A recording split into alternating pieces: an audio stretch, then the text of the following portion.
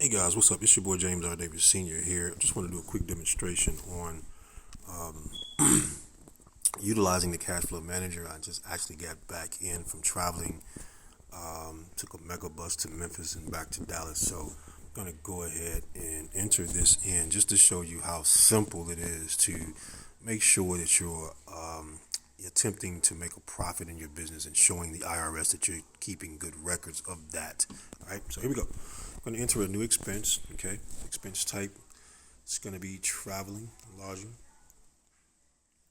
Because I did mention, even though just went to go pick up my son, I talked business while I was on the bus. Okay, so that makes it a business expense trip. All right, so we're going to change the date to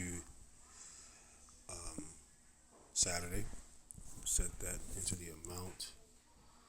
I think the amount was $52.49. $52.49. Megabus. What? Business trip. Where?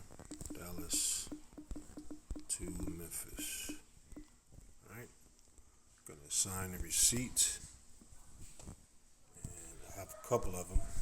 So I'm gonna do both. But just for the sake of this video, just want to show you.